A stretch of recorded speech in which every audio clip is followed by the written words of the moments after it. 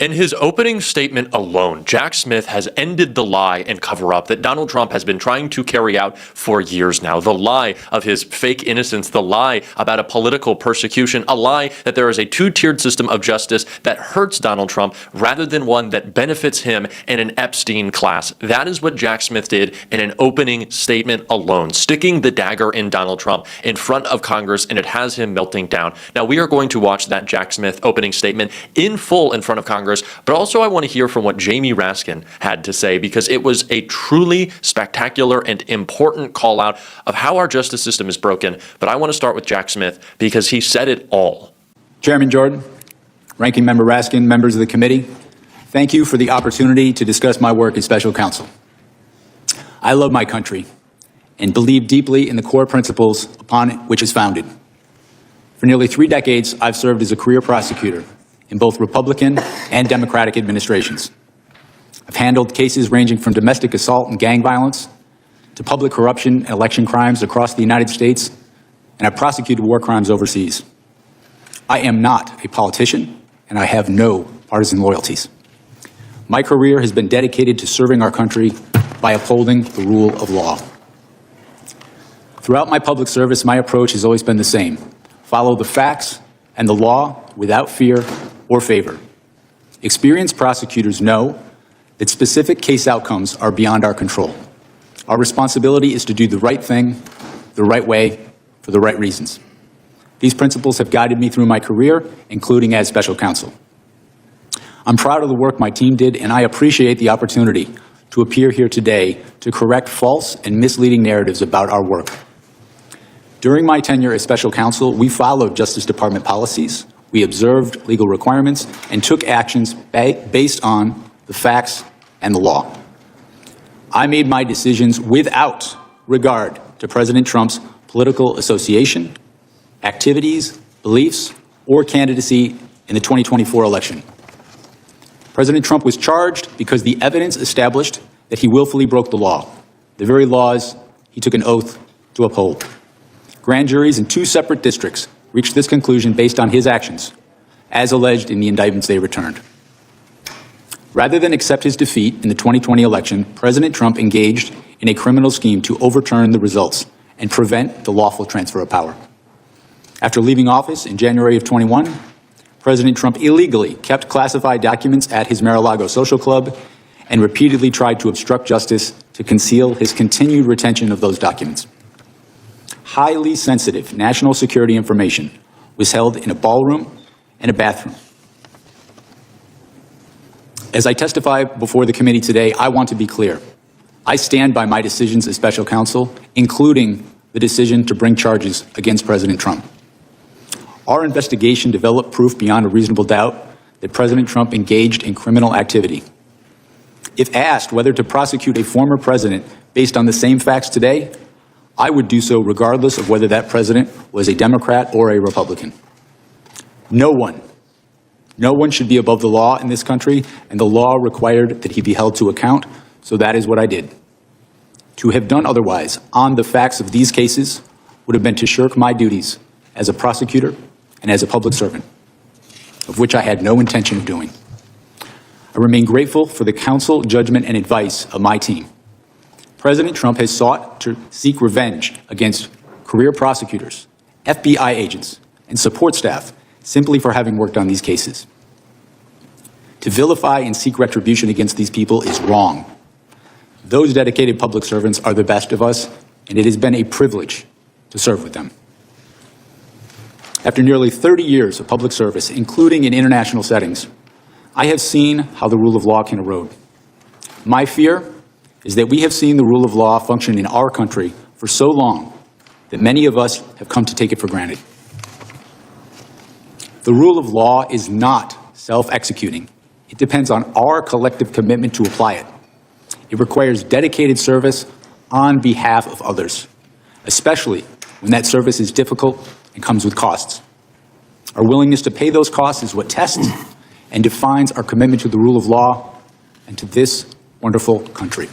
There are so many moments from that opening statement that I think are so important, calling out the fact that Donald Trump should be in prison right now, standing by the way that he carried himself through all of the attacks and threats. But I think what is most important is the warning that Jack Smith has given, that we need to acknowledge how our justice system is broken, how Trump continues to break it, and how going forward, we cannot be afraid to hold those accountable who are trying to use the systems, trying to use norms and institutions to keep themselves from accountability, that there are tools and systemic ways that our system of justice is broken, and we must break them down in order to be able to reach justice. I think that that is an important thing to keep in mind as we talk about what it looks like for us going forward, trying to rectify what Donald Trump has broken. It is going to take a lot of breaking our own norms, things that Democrats have been uncomfortable with in the past, making it clear that those who broke our laws will be held accountable no matter their station, no matter the power that they previously had. It will not be about uniting a nation around forgetting.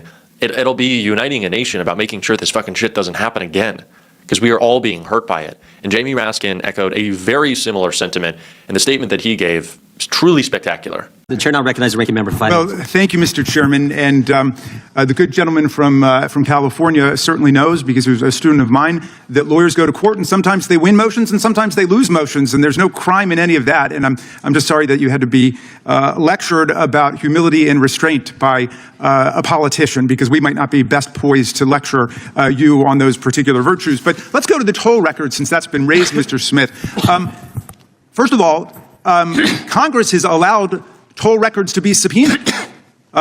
This committee has actually tried to limit it over the years, and the senators who are whining the most over on the Republican side in the Senate, they never went along with our determination to try to limit the government's ability to subpoena toll records. So it's perfectly lawful what you did. Explain, why did you want those toll records? We wanted to conduct a thorough investigation of the matters that was assigned to me, including attempts to interfere with the lawful transfer of power. The conspiracy that we were investigating, it was relevant to get toll records to understand the scope of that conspiracy, who they were seeking to coerce, who they were seeking to influence, who was seeking to help them. And that's normal investigative practice, right? In conducting a criminal investigation, securing non-content toll records, as you described, is a common practice in almost any complex conspiracy. Okay, let's go to something else that I've been hearing over the last week by our colleagues as they've eagerly anticipated your arrival here. They've been saying that there's some kind of First Amendment defense that Donald Trump would have had to the crimes you indicted him for. Is there a valid First Amendment defense to defrauding the public? Is there a valid First Amendment defense to disrupting a federal proceeding? Is there a valid First Amendment defense to violating the voting rights of the people and cheating the public out of a fair election? The First Amendment is something that we took seriously in our investigation, but the First Amendment does not protect speech that facilitates a crime. Speech that is used to facilitate a crime, a fraud crime in particular, is not protected under the First Amendment. The Supreme Court precedent on that is clear. This is an issue that we litigated before the district court, and the district court ruled, as I just stated, that it is not in fact protected. And the case law is perfectly clear on this, right? All frauds are perpetrated by speech, right? Yes. All conspiracies are perpetrated by speech. So just because your criminal conduct is brigaded with speech doesn't somehow mean you've got a First Amendment defense against trying to overthrow the government. I mean, the people who attacked the police officers on January 6th were chanting, "Hang Mike Pence." I suppose that was political speech, or they were saying, "Stop the steal." Does that mean they've got a First Amendment defense to violent assault against the officers? It does not.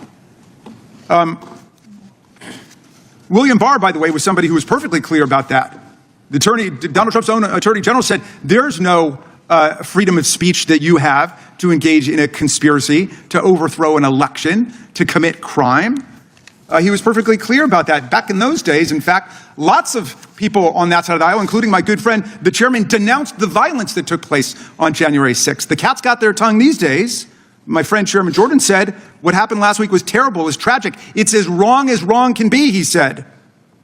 Republicans, we know all political violence is wrong. I asked my friend Chairman Jordan at a rules hearing, are you also not interested in what happened to us on January 6th? He said, of course, everyone's interested in holding people accountable who did wrong. The FBI is doing that. The Justice Department is doing that, appropriately so. What do you think about the attack on the Department of Justice and the special counsel for doing your jobs? I think the attack is unjustified. I think the people who worked with me as career public servants are people, they're part of the reason I've been a prosecutor for so long is to work with people like that, not just the prosecutors in my office, but also the agents, FBI agents who are heroes, who have served their country not only as agents, but also overseas. I think those attacks are unwarranted based on the facts, and I think that they have no basis in who we are as Americans, as a country. I don't see attacking people like that as anything appropriate. Incredibly powerful stuff, and it is no wonder that Donald Trump was terrified of Jack Smith coming before Congress, why he's continued to rail against him, threaten him and the other lawyers that he has worked with to hold him accountable. He was terrified, and it's why he's tried to use Truth Social and the presidency to go after Jack Smith, but it has not worked. Now, we are going to be covering more of this congressional testimony today. I just thought that opening statement was so powerful, and we needed to hear it. So if you want to hear more, and if you're new to the channel or if you haven't subscribed yet, make sure to hit that subscribe button, leave a like on this video if you enjoyed it, drop a blue heart in the comments. If you stuck around to the end, keep on fighting, y'all. Don't let them silence you, and until next time, I'll see you soon.